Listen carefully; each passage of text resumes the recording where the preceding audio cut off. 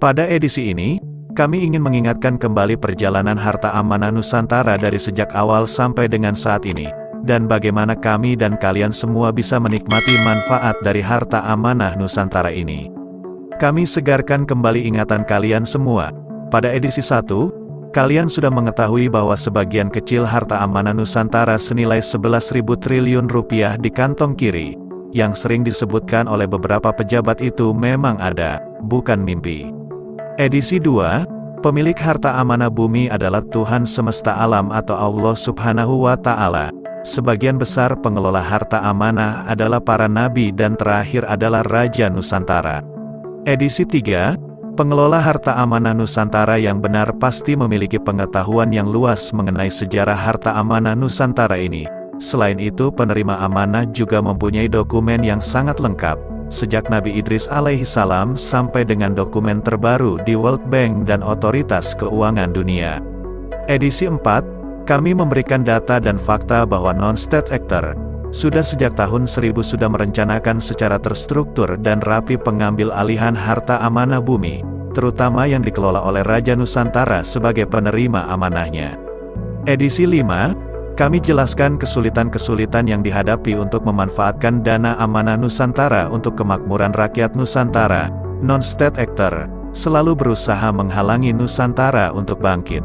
Edisi 6, kami memberikan kebenaran informasi tentang banyaknya pihak-pihak yang tidak bertanggung jawab untuk mencari uang dengan tidak halal menggunakan dokumen-dokumen harta amanah Nusantara.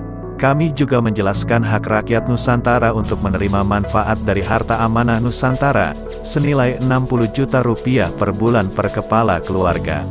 Edisi 7, kami ungkap ritual-ritual non-state actor. Sejak ritual pertama tahun 1090 yang mengakibatkan perang salib sejak bulan 11 tahun 1095, dan ritual kedua tahun 2001 yang mengakibatkan terorisme diidentikan dengan Islam. Kami juga jelaskan wilayah Nusantara ingin dipecah menjadi 7 negara kecil untuk menguasai semua harta amanah Nusantara. Dengan izin dari penerima amanah, kami berikan tambahan informasi status terakhir per bulan Oktober tahun 2020. Harta amanah Nusantara bernilai sekitar 148,5 ribu triliun rupiah dengan kurs rupiah 1 dolar Amerika Serikat sama dengan 14.000 rupiah. Menjawab keingintahuan masyarakat Nusantara dari mana manfaat 60 juta rupiah per kepala keluarga berasal. Kami juga menginformasikan bahwa sejarah dunia terutama sejarah Nusantara banyak yang sudah dirubah, disesuaikan dengan keinginan mereka dan banyak yang dihilangkan. Di edisi ke-8 dan edisi ke-9, kami memberikan cara-cara pemanfaatan dana amanah Nusantara yang benar, bukan hanya mimpi dan cara-cara yang merugikan orang lain. Di edisi 10 ini, kami akan memberikan contoh-contoh sejarah yang sudah beredar luas di masyarakat, dan sudah dirubah oleh non-state actor. Manusia berevolusi dari kera. Sejak sekolah di taman kanak-kanak kita sudah diajari teori Darwin yang menyesatkan ini. Teori tersebut, asal mulanya dimulai sejak tahun 1800. Charles Darwin, naturalis dan ahli geologi, lulusan University of Edinburgh Medical School, dan Christ's College, Cambridge, menerbitkan buku penelitiannya tahun 1859 berjudul On the Origin of Species. Bersama Alfred Russel Wallace mengatakan bahwa manusia adalah hasil evolusi dari kera. Eugene Du Bois, ahli anatomi Belanda, tahun 1891 menemukan fosil tengkorak, tulang paha atas dan 3 gigi di Trinil, Jawa Timur. Sampai saat ini belum ditemukan bukti kuat bahwa ketiga fosil tersebut berasal dari spesies yang sama. Susunan evolusi kera menjadi manusia menurut mereka. Gustav Heinrich Ralph von Königswald, ahli paleontologi Berlin, Jerman, tahun 1936 menemukan fosil yang lebih lengkap di Sangiran, Jawa Tengah. Sampai saat ini juga belum ada bukti kuat bahwa fosil tersebut adalah manusia kera. Donald Carl Johansen, ahli paleoantropologi Chicago, Amerika, tahun 1974, menemukan fosil Australopithecus afarensis di Hadar, Ethiopia. Diberi nama Lucy, dengan tinggi 100 cm, diperkirakan hidup 3,2 juta tahun lalu. Para ahli tersebut mendukung teori evolusi manusia dari binatang, yang digagas oleh Charles Darwin, Ini dikarenakan doktrin pendidikan sekuler yang sudah dimulai oleh non-state actor, melalui Francesco Petrarch sejak 1330 Masehi. Keberadaan manusia dianggap tidak ada hubungannya dengan penciptaan Tuhan. Atas lobi-lobi non-state actor, pendidikan sekuler kemudian mulai menjadi doktrin global, sejak Raja James keempat dari Skotlandia meresmikan Undang-Undang Pendidikan Sekuler tahun 1496. Tahun 1992, doktrin non-state actor ini dibantah sekelompok tim ilmuwan internasional yang dipimpin oleh Tim White dari University of California, Berkeley, Amerika Serikat. Tim ilmuwan ini mulai meneliti fosil yang ditemukan di wilayah Afar, Ethiopia, Afrika. Laporan penelitian termasuk 11 berkas penelitian dipublikasikan pada tahun 2009. Fosil yang diteliti dinamakan Ardipithecus ramidus. Fosil ini lebih tua dibandingkan fosil Lucy yang ditemukan Johansen tahun 1974, dan fosil Ardi ditemukan 72 km dari tempat fosil Lucy ditemukan. Fosil ini diperkirakan berusia 3,8 juta tahun, lebih tua dibanding fosil Lucy. Kerangka fosil Ardi cukup lengkap, tengkorak, gigi, tulang panggul, kaki, paha, lengan dan tangan, untuk memperkirakan tinggi dan berat tubuhnya. Tim White, seperti dikutip oleh harian Xinhua China, mengatakan bahwa Ardi tidak memiliki bagian tubuh seperti kera atau gorila. Kedua tangannya tidak mirip tangan simpanse atau gorila. Hampir semua ilmuwan di seluruh dunia setuju bahwa temuan fosil Ardi ini menunjukkan bahwa jalur evolusi manusia dan jalur evolusi kera berbeda, dan kita tidak bisa lagi menganggap bahwa kera sebagai wali bagi nenek moyang terakhir manusia. Fosil Lucy sudah tidak bisa digunakan sebagai acuan menyimpulkan jalur evolusi manusia, karena fosil Lucy dan fosil Ardi memiliki perbedaan mendasar, meskipun kedua fosil tersebut hampir mirip. Sejak sekarang, hari ini, detik ini, sampaikan kebenaran sejarah tentang asal-usul manusia tidak berasal dari evolusi kera.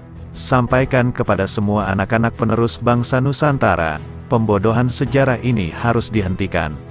Kami tunjukkan lagi sejarah Nusantara yang dirubah dan dibuat sesat. Catatan arkeologi Majapahit. Di catatan-catatan sejarah yang ditulis atas inisiatif non-state actor, Kerajaan Majapahit sebagai pengelola wilayah Kerajaan Nusantara, baru ada sejak tahun 1293 hingga 1527. Coba kalian pelajari penelitian dari Dr. Andang Bahtiar, ahli geologi dari ITB. Beliau memperoleh gelar S3 Doktor dari Colorado School of Mines, Amerika Serikat. Pernah menjadi anggota Dewan Energi Nasional juga. Dalam seminar di ITS tahun 2016, beliau memberikan data-data penelitian akademis yang menunjukkan bahwa Kerajaan Mojopahit sebagai pengelola wilayah Nusantara, sudah ada sejak 600 sampai 500 tahun sebelum Masehi, sama dengan dokumen-dokumen sejarah milik organisasi Nusantara yang dibuat tahun 300 Masehi. Contoh lagi, Serat Gatot Loco dan Serat Darmo Gandul, ini asalnya dari naskah Babat Kediri.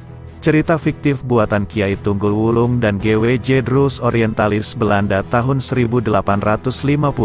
Silakan kalian pelajari biografi Kiai Tunggul Wulung dan G.W.J. Droes. Cerita ini fiktif dan tidak pernah ada dalam sejarah Nusantara. Ini cerita buatan VOC.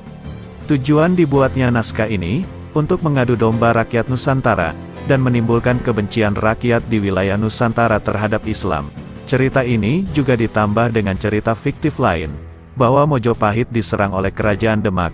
Ini untuk mendapatkan dukungan rakyat Nusantara di Jawa, guna menyerang wilayah Aceh yang saat itu dipimpin oleh Sultan Mahmud Syah. Kerajaan Aceh, sejak VOC masuk ke wilayah Nusantara melalui Banten tidak pernah mengizinkan mereka masuk wilayah Kerajaan Aceh. Sejak tahun 1820.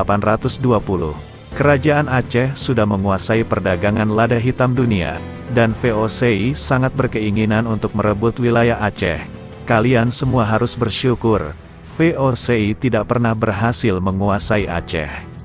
Serat Centini tahun 1814 ini, asal mula cerita fiktif Kidung Sunda yang dibuat tahun 1860. Di cerita fiktif ini, digambarkan Mahapati Gajah Mada membunuh Raja Sunda dan pasukannya.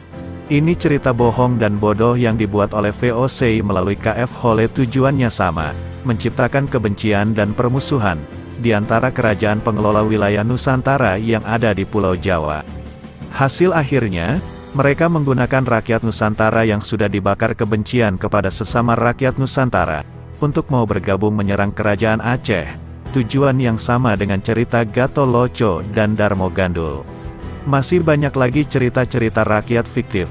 Kami ulang, fiktif dan tidak ada dalam dokumen asli sejarah Nusantara yang dipunyai oleh organisasi Nusantara. Pada saatnya nanti, Raja Nusantara dan organisasi Nusantara akan memberikan semua dokumen asli dan bukti-bukti sejarahnya kepada semua rakyat Nusantara. Kebenaran sejarah Nusantara ini sudah diteliti dan dibuktikan oleh Kiai Haji Agus Sanyoto sampai ke Kons Museum Den Haag. Kami berharap, sebelum beliau meninggal, beliau sudah sempat menceritakan kepada rakyat Nusantara.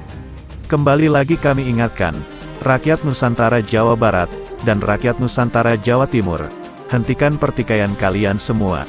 Tidak ada cerita sejarah peperangan antara kerajaan Pajajaran dan kerajaan Mojopahit. Semua adalah kerajaan pengelola wilayah kerajaan Nusantara, yang mendedikasikan semua daya upaya untuk memakmurkan rakyat Nusantara, bukan untuk memperkaya serikat dagang VOC.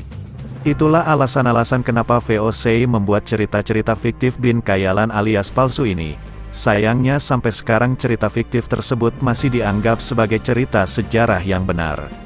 Kami dan kalian semua, sangat diharapkan untuk mempelajari secara benar semua sejarah Nusantara, ikut serta menyampaikan kepada seluruh rakyat Nusantara, terutama generasi Z dan generasi Alfa negeri Nusantara, yang kami yakin tidak mengetahui sejarah ini.